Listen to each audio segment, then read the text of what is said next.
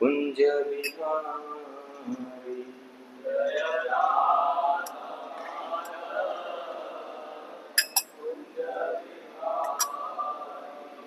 जय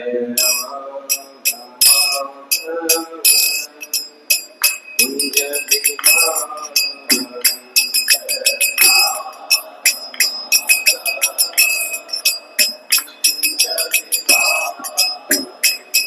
जय गोपी जन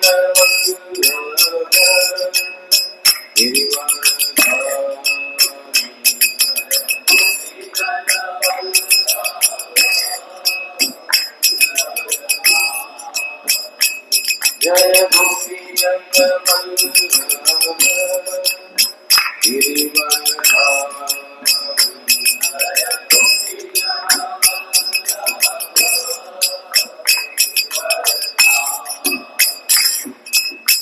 यशोदानंदन भज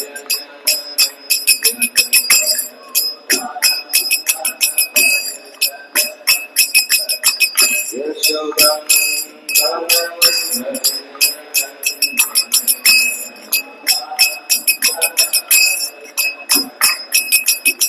यमुना तीर मन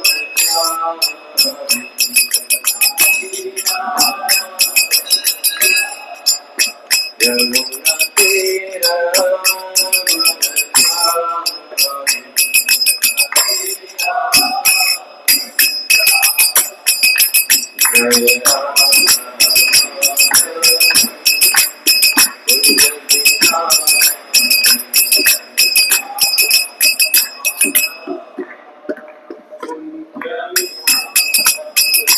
जय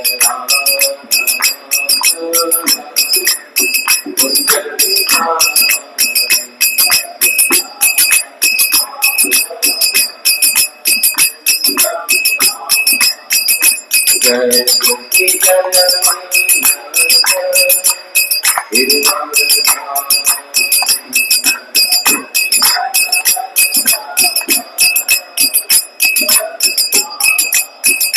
जय गोपी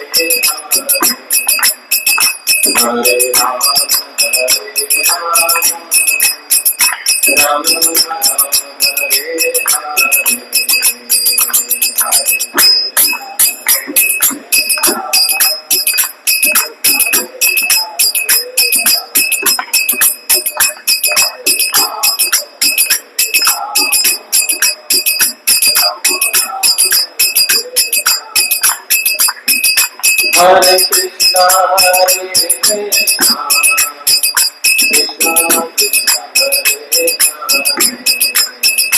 Hare Rama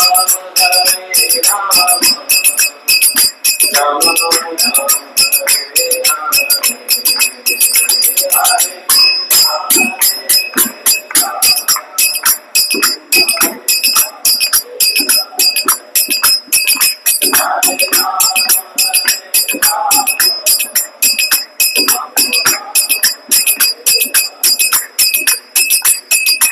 Hare Krishna Hare Krishna Krishna Krishna Hare Rama Rama Rama Hare Krishna Hare Krishna Krishna Krishna Hare Hare Hare Rama Hare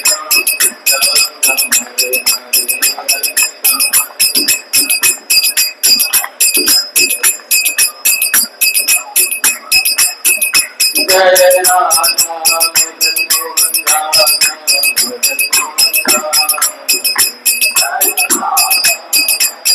Radha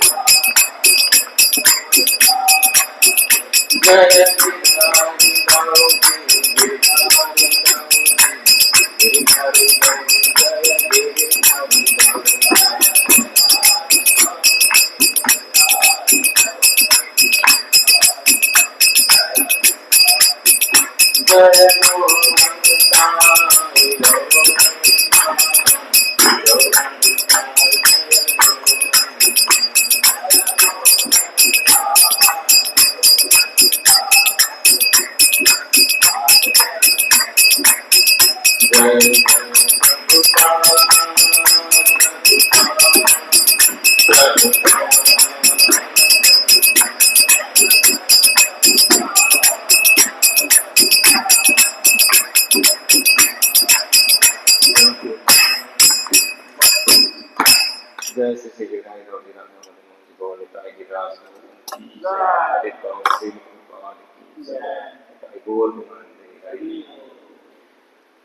ओम नमो भगवते वासुदेवाय।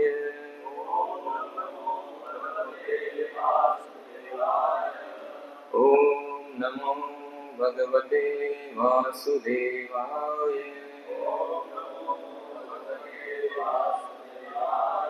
ओम नमो भगवते वासुदेवाय। नारायणं नमस्कृत्य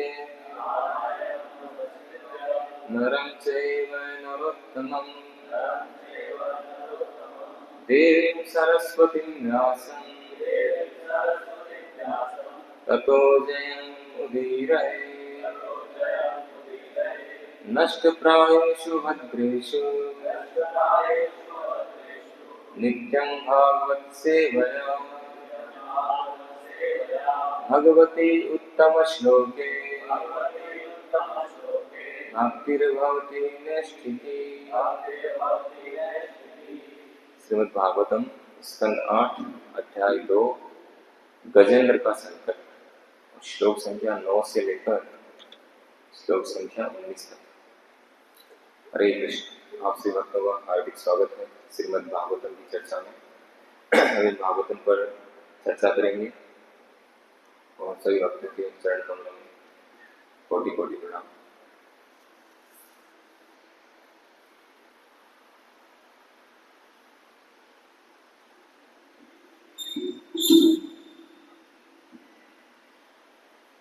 तस्य द्रोण्यां भगवतो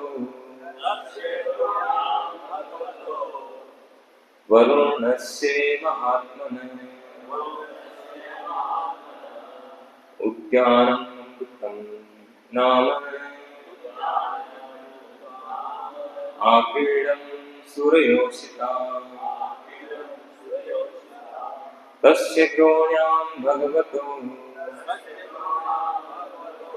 वरुणस्य महात्मनः उद्यानामृतं नाम आक्रीडं सूर्योषिता। तस्य द्रोण्यां भगवतो वरुणस्य महात्मनः उद्यानमृतं नाम आक्रीडं सूर्योषिता।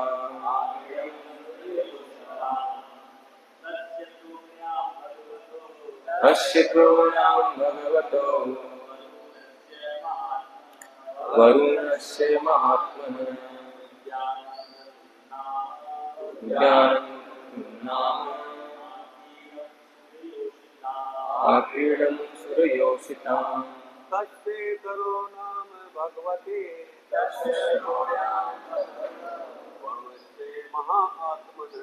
वरुणस्य महात्मनः ज्ञानं नाम अतीतं सूर्योषिताम्।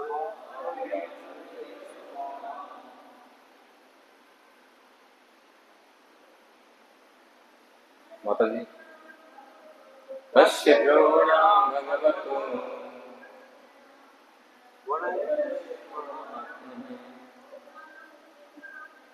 उद्यानमृतं नाम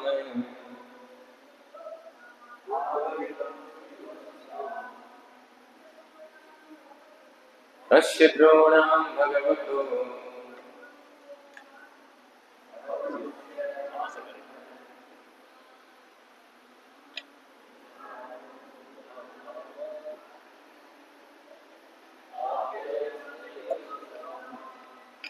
श्लोक के शब्दार्थ अनुवाद तात्पर्य कृष्ण कृपा मूर्ति अभय चरणारविंद भक्ति वेदांत स्वामी श्री प्रभुपाद के द्वारा श्री प्रभुपाद की जय। तो पहले हम बाकी श्लोक पढ़ लेते करते हैं ना शब्दार्थ श्लोक आती सर्वतोलं कथं दिव्ये नित्ये पुष्पे फलद्रुमे मंदारे पारिजातश्चे पाटलाशोक चंपके छूते लियाले पनसेरा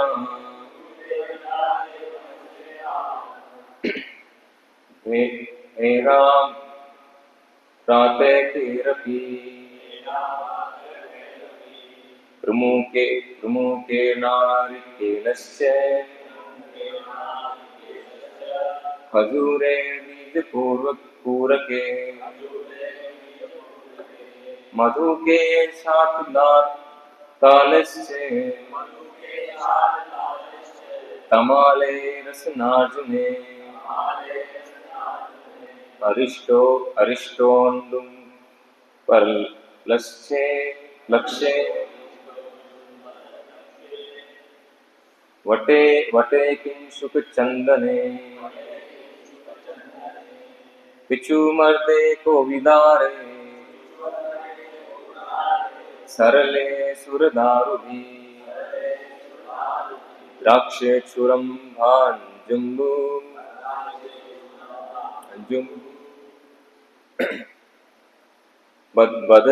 बदरीक्षा भयामले शब्दार्थ तस्य उस पर्वत की द्रोण्या घाटी में भगवत महापुरुष वरुणस्य वरुण देव का महात्मन भगवान का महान भक्त उद्यान बगीचा ऋतुमत नामक आक्रीडन आमोद प्रमोद का स्थान सूर्योषिता देव ललनाओं के सर्वत्र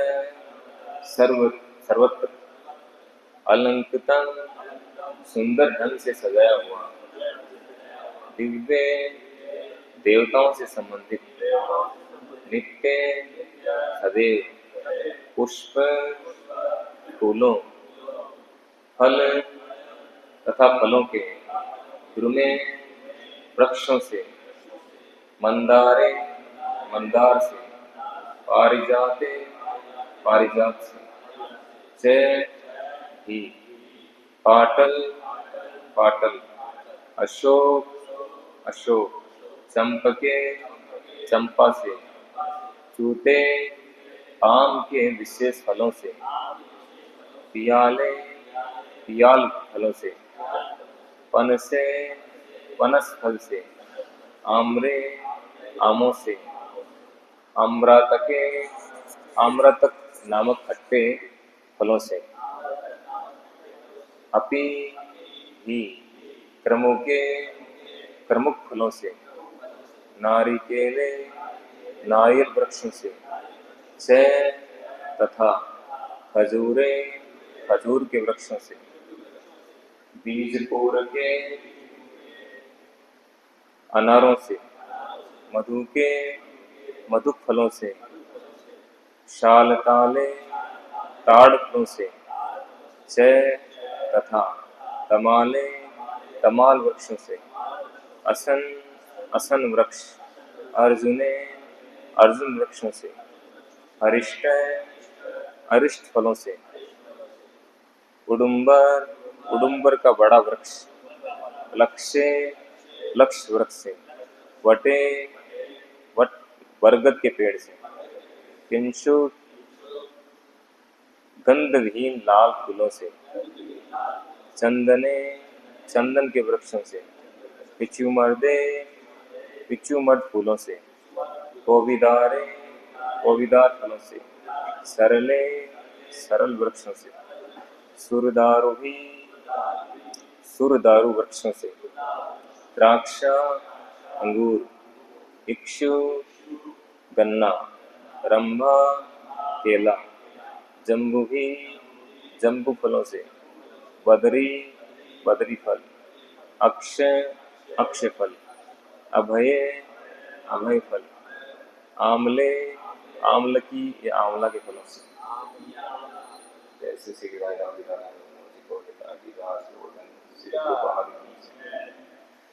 ट्रांसलेशन। त्रिकूट पर्वत की घाटी में ऋतुमत नामक एक उद्यान था। यह उद्यान महान भक्त वरुण का था और यह देवांगनाओं का क्रीड़ा स्थल था। यहाँ सभी ऋतुओं में फूल फल उगते रहते थे। इनमें से मंदार, पारिजात, पाटल, अशोक, चंपक, आम्र विशेष, पियाल, पनस, आम, आम्रतक, प्रमुख, नारियल, खजूर तथा अनार मुख्य थे। यहाँ पर मधुक, ताड़, तमाल, असन, अर्जुन, अरिष्ट, कुडुम्बर, लक्ष, बरगद, पिंशुक तथा चंदन के वृक्ष थे।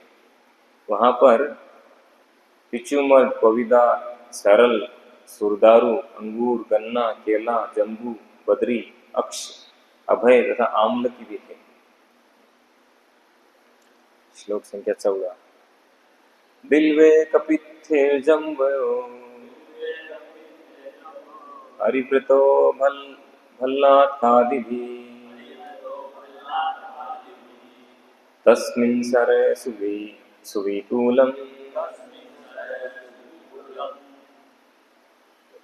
लसत्कारं च पंकजम् कुमुदोत्पलकल्लाय शतपत्रश्रियोजितम् मत्त षट्पटनिर्घुष्टम् शकुन्तश्चेकलस्वने हंसकारण्डवाकीर्णम् चक्रावे सारसेरति जलतुपुट्टे कोष्ठीता इत्युकुलपूजितम् मत्स्यकच्छप पसच्चारे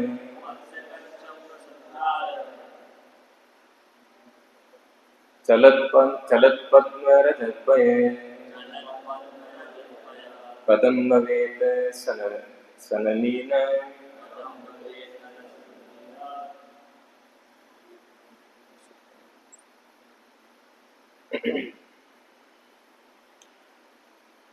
मत्स्यकच्छपसच्चारे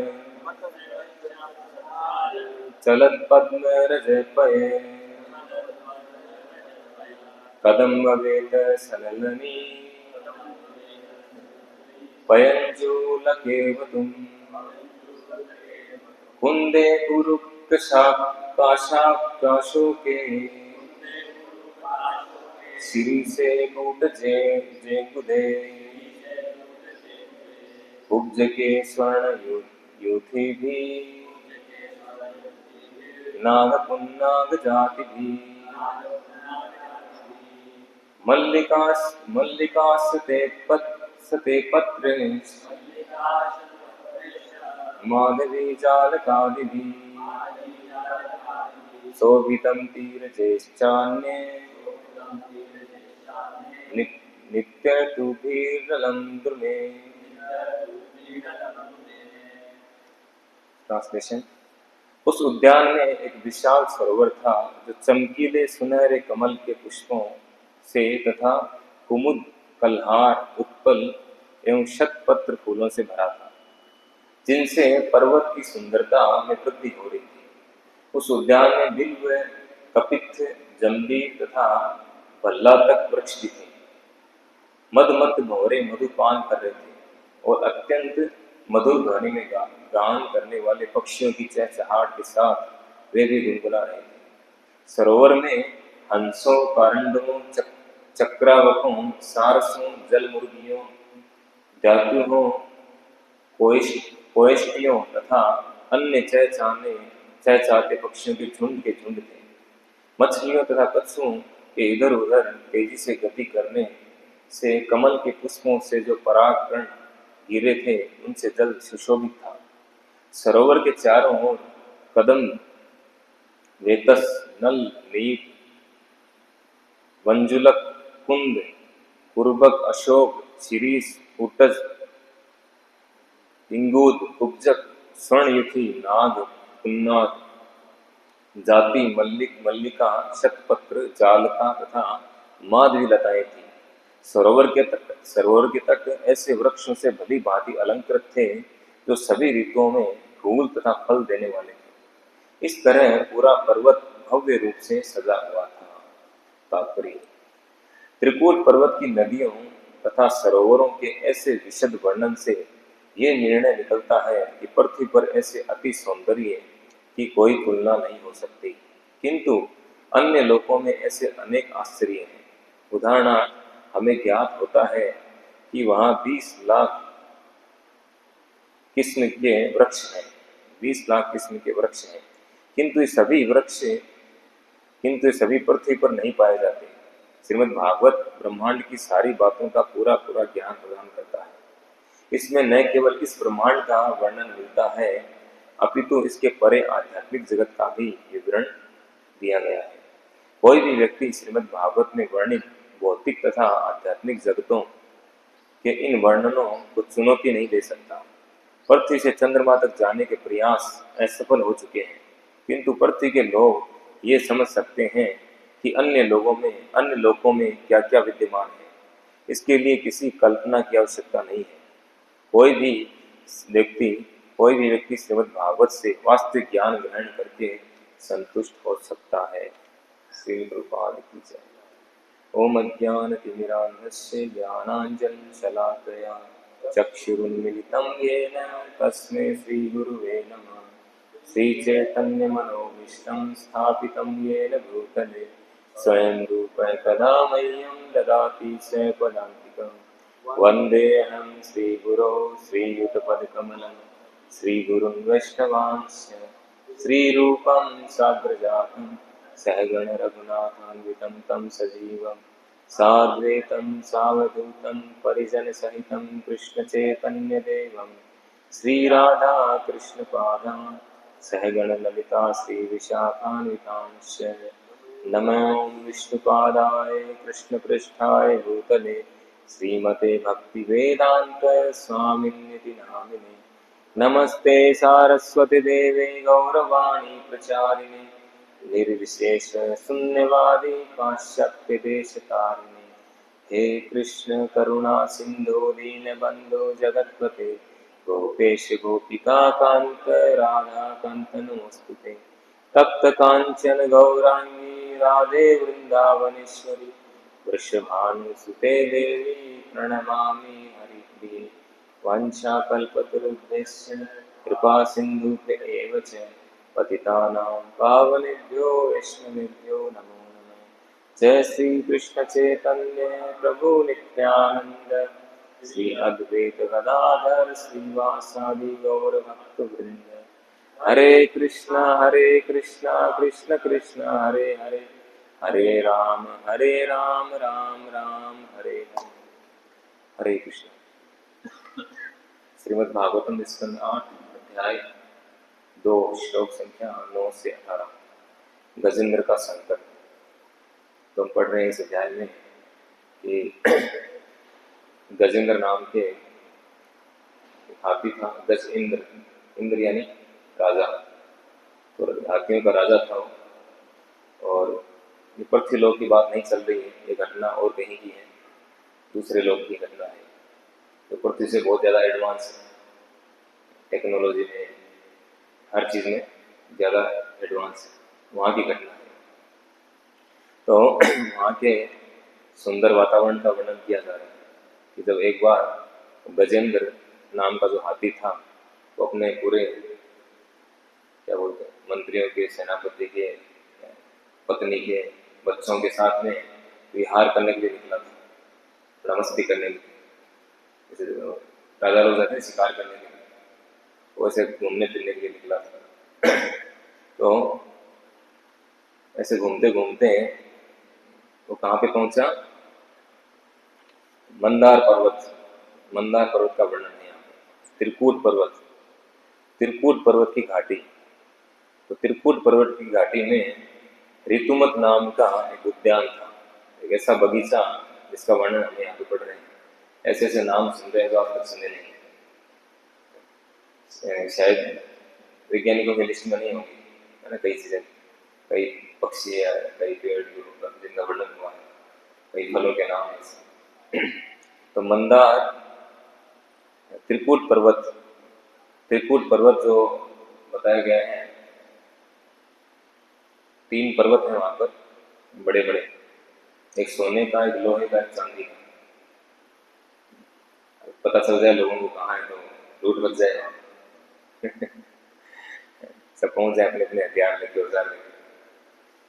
अमेरिका वाला हो सकता है कब्जा ही कर ले वहां पर हमला करके, विश्व युद्ध का कारण ये बन जाएगा।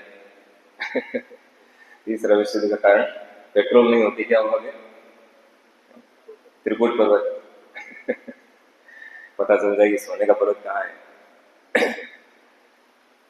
तो यहाँ पर नहीं है, दूसरे लोग में है। तो त्रिकूट पर्वत की घाटी में ऋतुमत नाम का एक बहुत ही सुंदर अद्भुत उद्यान, और उद्यान किसका था वो भी बताया गया है, वहां पर कौन रहते थे। तो कह रहे हैं कि ये उद्यान जो है महान भक्त, भगवान के महान भक्त वरुण देव का था, वरुण देव का उद्यान था ये। और वहां पर देवांगनाएं जो है आती थी, देवांगनाएं यानी देवताओं की पत्नी है, वो वहां पर विहार करने के लिए आती थी, घूमने के लिए। जैसे यहाँ सेंट्रल पार्क है, सेंट्रल पार्क में जाते हैं ना लोग घूमने के लिए, अभी सिटी पार्क और बनते हैं, तो फेमस पार्क होते हैं, बढ़िया अच्छे से मेंटेन, वेल मेंटेन होते हैं, वहाँ पर लोग घूमने के लिए जाते हैं। अच्छे अच्छे लोग होते हैं ना, धनी लोग होते हैं, वो ऐसी जगह पर जाते हैं, चाहे वहाँ पर कुछ एंट्री फीस लग जाए, तो साफ सुथरा चकाचक होना चाहिए, वेल मेंटेन होना चाहिए, वहाँ पर जाते हैं। तो वो जो उद्यान था त्रिकूट पर्वत पर, बहुत ही वेल मेंटेन था, क्योंकि पूरी तरह से प्राकृतिक था। मनुष्य का स्पर्श नहीं हुआ था। कलपूजी ने बताया था, अंतर कलपूजी, कि जहाँ पर मनुष्य का स्पर्श हो जाता है वहाँ खेल खत्म। वहाँ पे प्लास्टिक, जितनी तरह का प्रदूषण है, वो प्रदूषण कौन फैलाता है? मनुष्य फैलाता है, वो जीव जंतु नहीं फैलाता है। मनुष्य के जो नीचे के जो प्राणी है, मनुष्य अपने आप को ज्यादा इंटेलिजेंट समझता है कि बहुत इंटेलिजेंट है। जितना इंटेलिजेंट है उतना ज्यादा उसने प्रकृति का विनाश किया और कुछ नहीं किया, अपनी इंटेलिजेंस से लगा लगा। अगर प्रकृति के अनुसार जीवन जीता तो इतना विनाश नहीं होता। अभी पृथ्वी की बहुत सारी ऐसी जगह है जो रहने के लायक नहीं रही। लेकिन भारत में देख लो, इतना कचरा, इतना कचरे के पहाड़ बन गए बड़े बड़े, ऐसी हालत हो गई, इतना प्रदूषण। प्लास्टिक आविष्कार किया है, ऐसी आफत बना दी है कि खत्म नहीं हो सकता है। उसको जलाओ तो ज्यादा प्रदूषण, उसको जमीन में गाड़ो तो ज्यादा प्रदूषण, खत्म नहीं होगा। जला के खत्म किया जा सकता है, जला के खत्म करेंगे तो बहुत ज्यादा नुकसान करेगा प्रकृति को। तो ये हालत, तो मनुष्य का जहां स्पर्श हो गया वहां विनाश हो जाएगा। ऐसा नहीं सभी मनुष्य ऐसे हैं जो शास्त्रों के अनुसार चलने वाले हैं, वो सही भी है और प्रकृति को सपोर्ट करने वाले हैं, लेकिन ऐसे जो है शास्त्रों के विपरीत चलने वाले हैं, वो प्रकृति में विनाश लाएंगे उग्र कर्मों के द्वारा।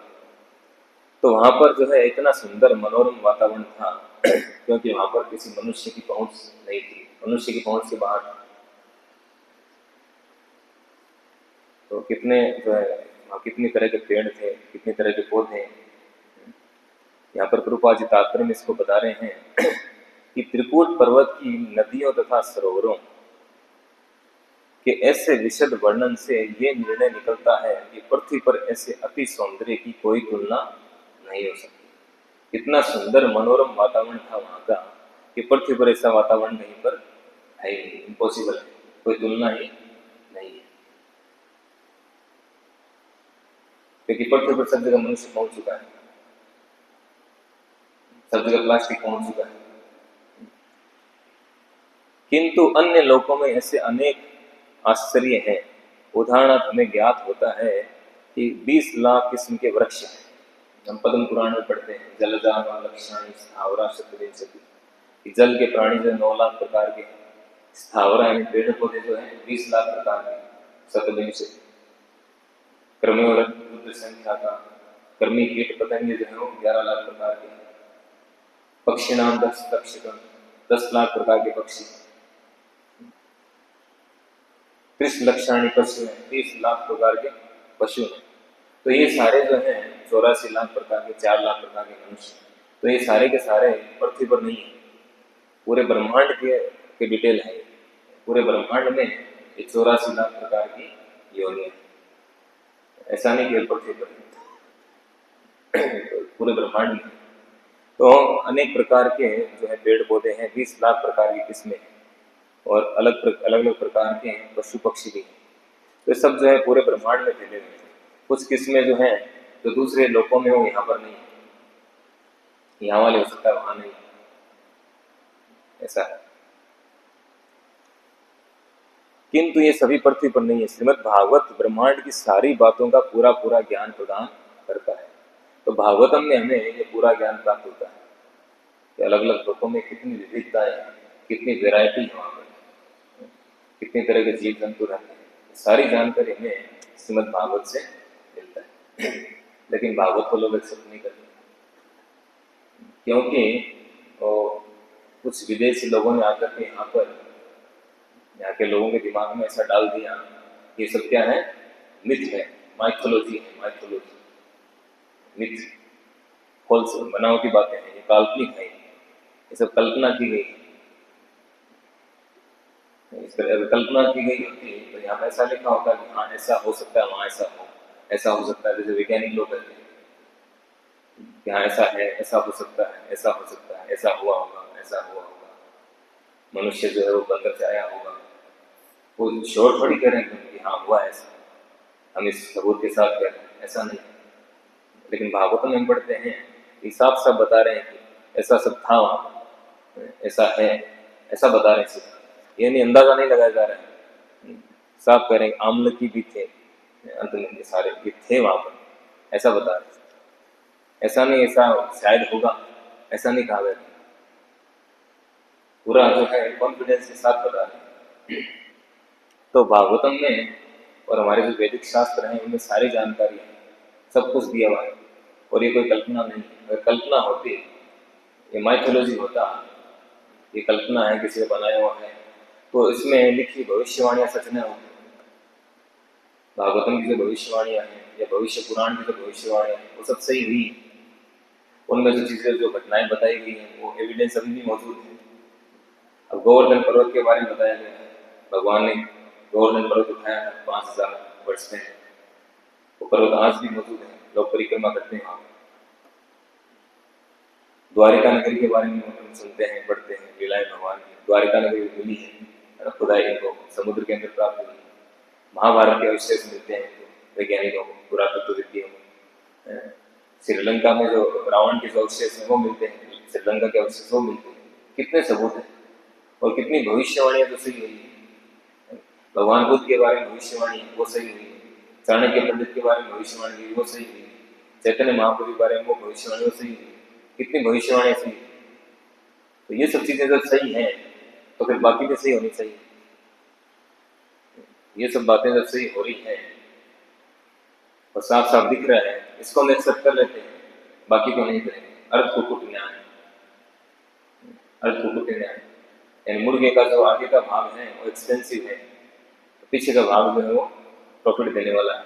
मुर्गी का रोज अंडा देती है तो काट दो उसको, आगे के भाग को काट के फेंक दो, वो खर्चीला है, और पीछे के भाग को रख लो। अर्थ कुकुट न्याय ऐसी मेंटलिटी। यानी शास्त्र में जो हमारे फेवरेबल चीज है उसको तो ले लो, और हमारे फेवरेबल नहीं है उसको हटा दो, ये नहीं चलेगा। एक्सेप्ट करना तो पूरा एक्सेप्ट करना पड़ेगा, A to Z। तो वो इतनी सारी चीज़ें सही हैं, बातें सही हैं, भविष्यवाणियाँ सही है, वो सब घटनाएं सही हैं, तो ये भी सही है, उसको मानना चाहिए, फैक्ट है। और सबसे बड़ी बात यह है कि हमारे शास्त्रों में आज तक कोई अमेंडमेंट नहीं किया है। जब से ये शास्त्र लिखे गए 5000 वर्ष पहले, जब व्यास देव जी ने सारे शास्त्र लिखे थे, भगवत गीता भगवान ने बताई 5000 वर्ष पहले, उसमें उन्होंने क्या कहा कि यही ज्ञान मैंने सूर्यदेव गोस्वामी को दिया हजारों वर्ष, लाखों वर्ष पहले, कितना 12 करोड़ समथिंग, 12 करोड़ 5 लाख वर्ष पहले सूर्यदेव गोस्वामी को ज्ञान दिया था भगवान का। और वही ज्ञान तो मैं भी दे रहा हूँ, बिना अपडेट, बिना अमेंडमेंट, कोई संशोधन नहीं, वही ज्ञान दे रहा हूँ अर्जुन से कर। ये नहीं कह रहे हैं कि उसमें कुछ त्रुटि रह गई थी, कुछ कमी रह गई थी और नया अपडेट आया है, ऐसा नहीं कहते भगवान। वही कहते हैं कि काल क्रम में वो जो परंपरा है वो छिन्न भिन्न हो गई, वो एज इट इज नहीं रहा ज्ञान बाद में, इसलिए मैं तुम्हें दोबारा दे रहा हूँ। ये नहीं कह रहे मैंने ज्ञान दिया उसमें थोड़ी कमी रह गई थी इसलिए दोबारा दे रहा हूँ उसको अपडेट करके, ऐसा नहीं कर। और उसके बाद भी हम देख रहे हैं 5000 वर्षों के बाद भी इतने समय से जो है कितने लोग आए, उन्होंने भगवत गीता पर टीकाएं की, दूसरे तो भागवत में उस पर टीकाएं की और शास्त्र पर टीकाएं की, लेकिन श्लोक जो है वो सब मूल वही है, एज इट इज वही, उनमें किसी तरह का कोई संशोधन नहीं हुआ। टीकाएं अलग अलग व्यक्तियों ने किया है, अपने अपने हिसाब से तो अर्थ दिया है, वो अलग बात है, लेकिन मूल श्लोक जो है वो वही के वही है। ऐसा नहीं किसी विद्वान ने आकर ऐसा कहा हो कि नहीं नहीं उसमें तो व्यास देव जी ने ये कमी छोड़ दी थी, मैं इसको पूरा कर देता, ऐसा है कहीं? 1% भी नहीं। किसी ने व्यास देव जी को चैलेंज नहीं किया, या व्यास देव जी के लिखे हुए शब्दों को चैलेंज नहीं किया कि उनमें कोई कमी थी, उन्होंने ये छोड़ दिया, ये पार्ट छोड़ दिया, ये नहीं लिख पाए, ये भूल गए, इसमें संशोधन की आवश्यकता है, बिल्कुल भी नहीं। उसको एज इट इज सब स्वीकारते हैं। इतने बड़े बड़े विद्वान हैं, शंकराचार्य जी हैं, रामानुजाचार्य हैं, स्वयं भगवान श्री चैतन्य महाप्रभु भक्त रूप में, तीनों किसी ने भी ये नहीं कहा कि कोई कमी थी, एज इट इज सबने स्वीकार किया। इसका मतलब ऑथेंटिक है, इसमें किसी तरह कोई कमी नहीं है। अगर कमी होती तो पता नहीं अब तक कितने हजारों संशोधन हो चुके हैं। जैसे हमारा संविधान है, हमारे देश का संविधान है, कितने साल में बने? 75 ईयर्स। 75 ईयर्स में कितने अब तक कितने संशोधन हो चुके हैं? 182 संशोधन हो चुके हैं, अमेंडमेंट हो चुके हैं। बताइए 75 ईयर्स में 182 संशोधन हो चुके हैं, और इसमें 5000 वर्षों में एक भी संशोधन नहीं हुआ। ये अंतर है। इसीलिए इस ज्ञान को अपौरुषेय कहा जाता है। अपौरुषेय का अर्थ है ये ज्ञान ऐसे व्यक्ति के द्वारा दिया गया है जिसमें 4 प्रकार के दोष नहीं होते। क्या है 4 प्रकार के दोष? धर्म, प्रमाद, विप्रलिप्सा, परिणामपट। यानी वह व्यक्ति जो गलती नहीं करता, भ्रमित नहीं होता, मोहित नहीं होता है, गलती नहीं करता है, और ठगने की प्रवृत्ति नहीं है, चीटिंग करने की प्रवृत्ति नहीं है, और जिसकी इंद्रियां अपूर्ण नहीं, इंद्रियां पूर्ण है। 4 प्रकार के जिसमें दोष हैं, इंद्रियां पूर्ण है, ठगने की प्रवृत्ति है, गलती करता है, भ्रमित होता है, वह व्यक्ति कभी भी कोई सिद्धांत नहीं दे सकता, कोई शास्त्र की रचना नहीं कर सकता। आजकल हम देखते हैं हमारे वैज्ञानिक आए दिन नए नए सिद्धांत करते हैं, नए नए सिद्धांत करते हैं। एक वैज्ञानिक आता है, अपना सिद्धांत देता है, उसके थोड़े दिन बाद दूसरा वैज्ञानिक आता है, एवं दूसरे को छोड़ो, वही व्यक्ति थोड़े दिन बाद कहता है कि नहीं उसमें एक कमी रह गई थी, नया अपडेट आया है। फिर और थोड़े दिन बाद और आविष्कार, उसको सर्च करता है, रिसर्च करता है, कहता है और नया अपडेट आ गया, और फिर वो दूसरा वैज्ञानिक आता है तो पूरा ही उसको रिजेक्ट कर देता है। नोबेल पुरस्कार चाहिए ना सबको, ऐसे कैसे मिलेंगे? जैसे मुनि लोग होते हैं, मुनि लोग, एक मुनि का मत दूसरे मुनि से नहीं मिलता है, उसको दूसरा अलग मत देना पड़ेगा हटके, तब तो वो मुनि माना जाएगा। साधारण जो मुनि होते हैं, जब तक अलग मत नहीं होगा दूसरे मुनि का, तब तो वो मुनि नहीं माना जाएगा। उसी तरह से वैज्ञानिक, और जब तक कोई अलग सिद्धांत नहीं देंगे उनको कैसे नोबेल पुरस्कार मिलेगा? तो इसलिए वो अपना नया सिद्धांत लेके आते हैं, उसको रिजेक्ट, और दूसरा सिद्धांत हमारा वाला ही है, इसको मान। फिर वो सिद्धांत को लोगों को पढ़ा पढ़ा के इनको उनका टाइम वेस्ट किया जाता है। फिर पता चलता है 20-30 साल के बाद में, अरे वो तो पूरा ही रॉन्ग था, अब तो नया आ गया अपडेट ये वाला सही है, तो हमने हमारा समय नष्ट किया, उसका क्या? हमें तो ये पढ़ाया गया कि आपके पुरुष बंदर थे, अब तो बंदरों से आए हैं, अब क्या करें बताओ? हमने तो वो पढ़ लिया, बच्चों को भी वो पढ़ा दिया,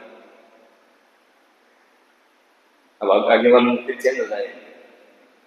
तो ये सब चल रहा है क्योंकि ठगने की प्रवृत्ति, चीटिंग प्रोपेंसिटी, तो ठगने की प्रवृत्ति होती है तो व्यक्ति क्या करता है कि कैसे ठगा जाए लोगों को, ऐसा सिद्धांत लाया जाए जिससे मेरा फायदा हो और लोगों को ठग करके जैसे भी है मेरा फायदा होना चाहिए, बस लोगों का हो या नहीं कोई मतलब नहीं, ऐसे ऐसे सिद्धांत करते हैं। तो लेकिन जो इन सब चीजों से ऊपर है, तो इन सब चीजों से ऊपर कौन है? भगवान इन सबसे ऊपर है। भगवान में इस तरह के 4 प्रकार के दोष नहीं होते, तो भगवान ऐसे सिद्धांत दे सकते हैं पुरुष। जैसे कानून है, कानून कौन बना सकता है?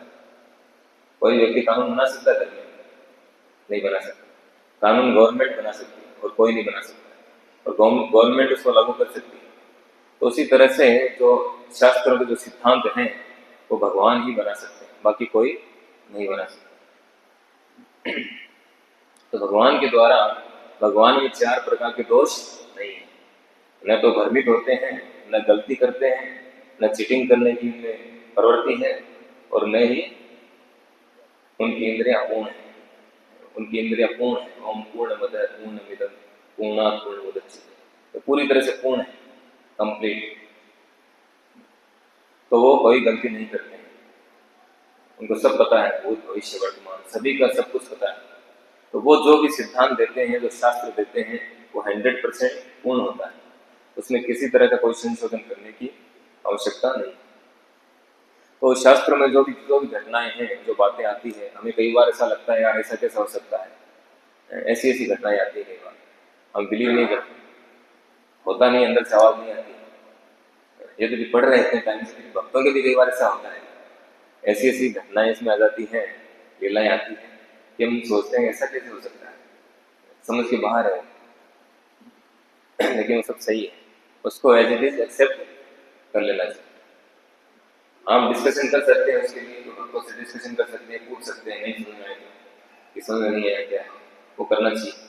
क्योंकि भागवतम में जो घटनाएं दी गई हैं वो केवल ऐसा नहीं है कि केवल इस युग की घटनाएं हैं, अभी जो कलयुग चल रहा है इसकी, या जो पीछे त्रेता युग गया, द्वापर गया, सत्ययुग गया, केवल उसी घटनाएं हैं, और पीछे पीछे की युगों में घटनाएं हो सकती हैं। जैसे अभी प्रभुपाद जी बता रहे हैं कि इस भागवतम में केवल भौतिक जगत का ज्ञान नहीं है, आध्यात्मिक जगत का भी ज्ञान है। तो भौतिक जगत के बाहर है, भगवान का धाम है, वैकुंठ जगत है, गोलोक वृंदावन है, वहां का भी ज्ञान दिया है, वहां के विषय में जानकारी, ऐसा नहीं केवल यहीं की जानकारी। तो इन सबको एक्सेप्ट करना चाहिए। पहले आप लोगों ने शायद जनरल नॉलेज का सामान्य ज्ञान का पेपर फिल किया हुआ, कभी स्कूल में आता था ना, हर थोड़े दिन में प्रतियोगिता होती थी, जनरल नॉलेज की प्रतियोगिता, 100 क्वेश्चन या 50 क्वेश्चन होते थे, बहुत इंटरेस्टिंग। फिर उसके लिए क्या करते थे, मार्केट से एक छोटी सी बुक आती थी जनरल नॉलेज की, वो खरीद के लाते थे, उसमें बहुत अच्छे से क्वेश्चन आते होते थे कि किसने क्या खोज की, कहाँ पे कौन सी पहाड़ी है, एक रंग बदलने वाली पहाड़ी है, आयरस रॉक पहाड़ी है ना अफ्रीका में। इस तरह से कई ऐसी ऐसी चीजें पढ़ते थे, उसके अंदर पढ़ करके वो फॉर्म भरते थे। अब हमने कभी देखा उसको जाके? नहीं देखा। मानते थे कि नहीं मानते थे कि अफ्रीका में ऐसी पहाड़ी है जो रंग बदलती है, और तुरंत मान लेते थे क्योंकि उस किताब में लिखा हुआ है। ऐसे बहुत सारे प्रश्न उत्तर थे इसमें, ऐसी कई घटनाएं जिसको हम एक्सेप्ट कर लेते थे तुरंत, जबकि हमने कभी देखा नहीं, न कभी देख पाएंगे इस लाइफ में, कोई गारंटी नहीं है हम आगे जाके देखेंगे, ऐसा मौका मिलेगा नहीं मिलेगा, लेकिन उसको हम एक्सेप्ट कर लेते पूरी तरह से, 100% विश्वास हो जाता था हमें। हाँ ओके, इसमें लिखा है इसका मतलब डन, उसको मान लेते। लेकिन शास्त्रों में लिखा आता है तो विश्वास नहीं करते। क्यों? क्योंकि कुछ विदेशी लोगों ने आकर के ये डाल दिया कि मिथ है, माइथोलॉजी, भारतीय लोगों के दिमाग में ऐसा डाल दिया जैसे माइथोलॉजी, जबकि खुद जो है वो लोग क्या करते हैं, उन लोगों ने यहाँ हमारे शास्त्रों को लेकर के और इसे सर्च करके और बहुत सारे आविष्कार किए, बहुत कुछ सीखा उन्होंने। लेकिन हम पर शासन करने के लिए कैसे लोगों पर शासन किया जाए, उन लोगों ने क्या किया, कि हम लोग नहीं पढ़े इसको, वो लोग पढ़ के हम प्रशासन करेंगे और हम उसको नहीं पढ़ के उनके गुलाम बनेंगे। ये सारा ट्रिक है, ये सारी बहुत बड़ी योजना थी। जैसे मेघालय आया था, मेघालय ने क्या किया, मेघालय ने जो है देख लिया कि भारतीय लोग जो इनको गुलाम नहीं बनाया जा सकता। क्यों नहीं बनाया जा सकता? क्योंकि इनकी रीढ़ की हड्डी जो है वो क्या है, इनकी वैदिक कल्चर है, वैदिक परंपरा, ये इनकी रीढ़ की हड्डी है। तो इनके दिमाग में ऐसा कुछ डालना पड़ेगा कि जो विदेशी है वो तो इम्पोर्टेंट है, वो तो अच्छा है, और जो देसी चीजें हैं, ये सब शास्त्र हैं, आपकी पढ़ाई का सिस्टम है, सब बेकार है, बकवास है सारा। ऐसा इनके दिमाग में डालना पड़ेगा। आपका रहन सहन का सिस्टम बेकार है, आपकी पढ़ाई का सिस्टम बेकार है, सब कुछ बेकार है। जो विदेशी है वो सब बढ़िया है, वो इम्पोर्टेंट है। और ऐसा किया उसने, सारे गुरुकुलों को ध्वस्त किया, सब कुछ बंद कर दिया, इंग्लिश सिस्टम में खोल दिया। धीरे धीरे धीरे धीरे क्या हुआ, भारत को गुलाम बना दिया, भारतीय लोग गुलाम बन गए। रूपा जी जब यहाँ प्रचार कर रहे थे भारत में शुरुआत में, तो यहाँ पे कोई लोग थोड़ी नहीं रहे थे, तैयार नहीं थे सुनने के लिए, ये स्थिति थी। कितने वर्ष तक रूपा जी ने यहाँ संघर्ष किया, कोई भक्त नहीं बना, क्योंकि उनको लगता था ऐसे फालतू काम है, फालतू की चीजें, विदेशी चीजें ज्यादा इंपॉर्टेंट है। खेत बेच बेच करके, जमीनें बेच बेच करके लोग विदेशी चीजें खरीद लेते थे, कितना उनको सस्ता था विदेशी चीजें, ऐसा पागल। तो इस तरह का जो है दिमाग में डाल दिया गया, जिससे लोग उन चीजों को उनको ज्यादा फॉलो करें और भारतीय कल्चर को पूरी तरह से छोड़ दें। जबकि भागवतम में सारी जानकारी है, और जो भी जानकारी पूरी 100% व्यक्त है। इनमें न केवल ब्रह्मांड का वर्णन मिलता है, तो इसके परे आध्यात्मिक जगत का भी विवरण दिया गया है। कोई भी व्यक्ति श्रीमद् भागवत में वर्णित भौतिक तथा आध्यात्मिक जगतों के इन वर्णनों को चुनौती नहीं दे सकता है। रूपा जी करें, कोई चुनौती नहीं दे सकता है। पृथ्वी से चंद्रमा तक जाने के प्रयास असफल हो चुके हैं। तो चुनौती देना चाहे कि हम जाकर के देखेंगे फिर बताएंगे, तब हम मानेंगे, तो जाके देख नहीं सकते, मानना ही पड़ेगा, दूसरा कोई उपाय नहीं। या तो मत मानो या मानो, आप खुद जाकर के पता नहीं लगा सकते कि हम उस लोक पे जाएंगे। भागवत में कौन सा लोक बताया है, अच्छा ये लोक है क्या, त्रिकुट पर्वत, श्वेत द्वीप, चलो शुरू विमान उठाओ, चलो वहां पे चले रॉकेट में, ऐसा पॉसिबल नहीं, इम्पॉसिबल है। अभी तक चांद पर भी पहुंचना है, वो कह रहे हम चांद पे गए थे, चांद पे गए थे, किसने बताया चांद था? वहां पे कोई बोर्ड लगा था कि चांद ही है, बताओ कैसे पहुंचे चांद? कितने दिन लगे वो चांद पहुंचने? यहाँ से के घर कितने दिन लगे चांद पे पहुंचने? अभी तो यहाँ गया, एक साथ नहीं, अभी तो गया था ना लास्ट चंद्रयान,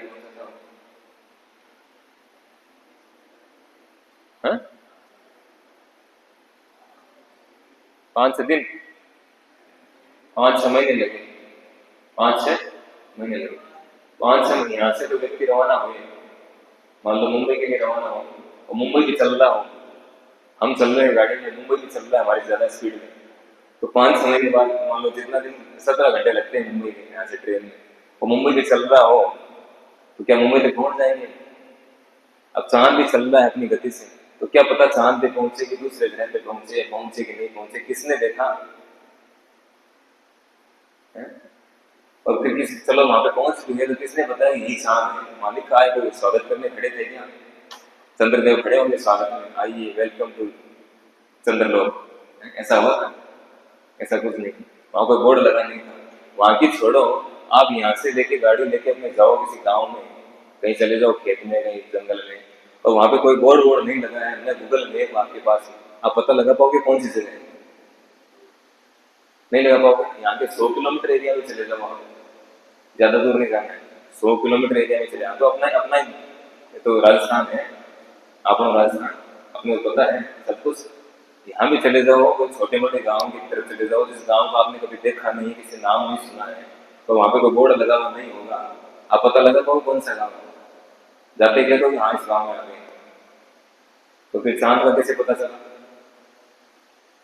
तो उस समय जब रूपा जी थे, उसमें चांद तो गए थे, और राकेश शर्मा पता नहीं जो भी कुछ लोग, हम लोगों स्कूल में खूब पढ़ाया गया, कि राकेश शर्मा चांद पे पहुंचने वाला पहला भारतीय है। और दूसरा कौन सा? नील आर्मस्ट्रॉन्ग, वो अमेरिका का पहला व्यक्ति था चांद पे गया। तो अगर चांद पर उस टाइम चले गए थे, लोग चले गए थे, तो अब क्यों नहीं गए? अब खाली यान भेजने से क्यों ट्राई कर रहे हैं? बताइए, अब तो बहुत एडवांस हो चुकी टेक्नोलॉजी, और उस बात को 50 साल हो चुके हैं। अब कितनी एडवांस टेक्नोलॉजी, अब क्यों नहीं जा रहे? अब तो पूरी रेलगाड़ी जानी चाहिए चांद तक, या पूरी हवाई जहाज भर भर के जाने चाहिए वहाँ पे। अपन बोले यहाँ के जो मिडिल क्लास लोग उन तक को प्लॉट मिल जाना चाहिए था चांद में, क्यों नहीं गए? इसका मतलब पूरा फर्जी बना था। खुद उन्होंने डिक्लेयर किया चलना क्या हो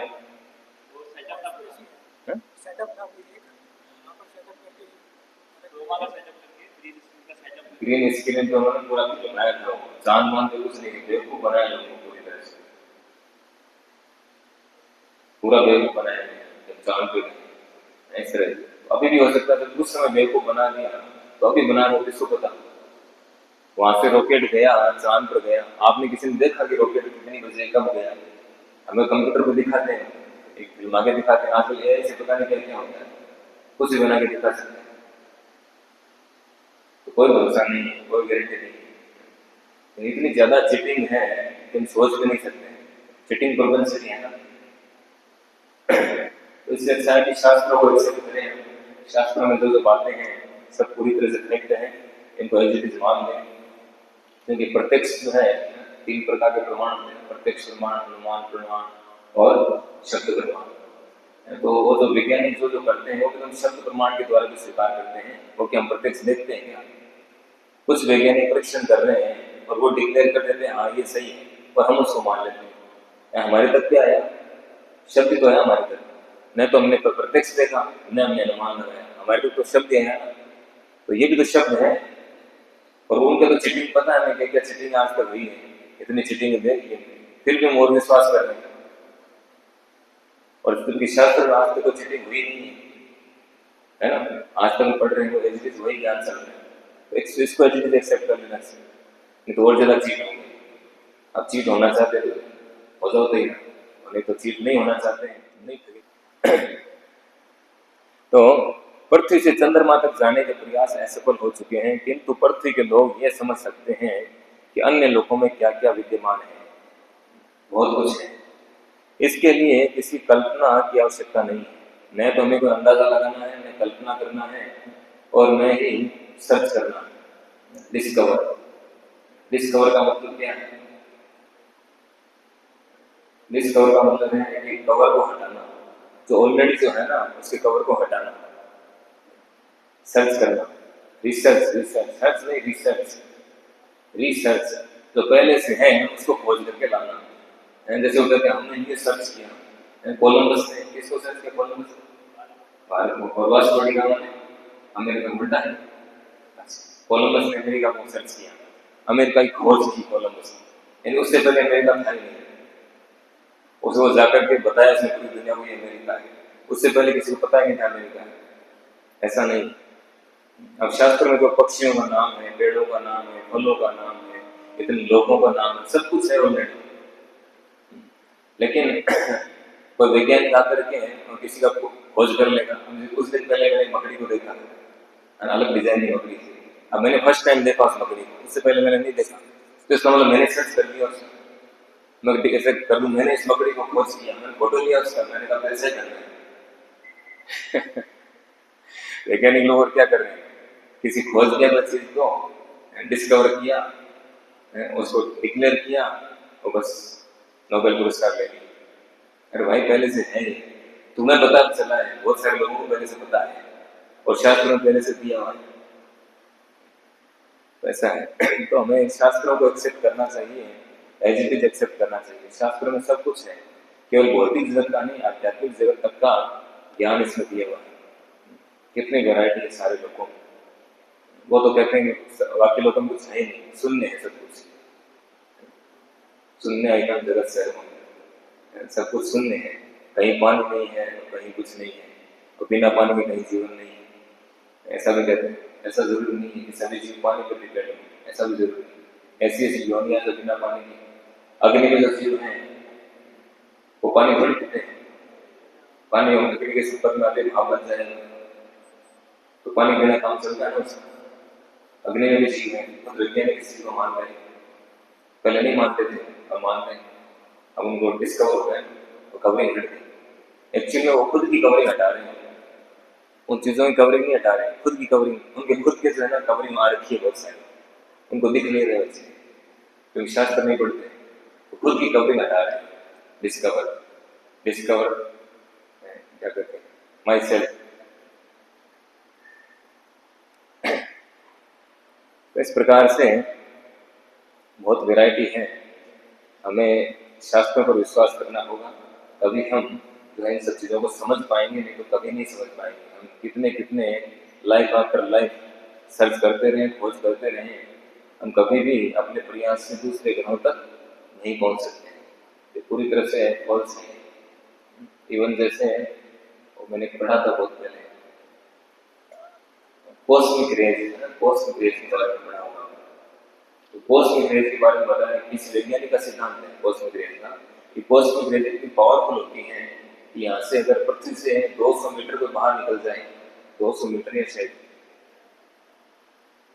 200 किलोमीटर से जो भी है, उसके बाद में कॉस्मिक रेज का प्रभाव इतना तेज होता है कि 15 फीट मोटे स्टील को भी भेज सकता है, स्टील को भेज करके मनुष्य को मार सकता है, इतनी खतरनाक कॉस्मिक रेज होती है। ये कोई वैज्ञानिक का सिद्धांत है, तो वैज्ञानिक का ये सिद्धांत है, और वही वैज्ञानिक दूसरे वैज्ञानिक कह रहे हैं कि हम यान लेकर के चांद पर गए लाखों किलोमीटर दूर, तो कैसे गए थे, बाहर निकलते तो कॉस्मिक रेज 15 फीट मोटे स्टील को भेज सकता है जो कॉस्मिक रे है, तो फिर वो आपका यान के 15 फीट से ज्यादा मोटा था, स्टील वाला, स्टील का बना था, इतना वजनी था, उसको लेके कैसे गए, इम्पॉसिबल है, ले जा नहीं सकते।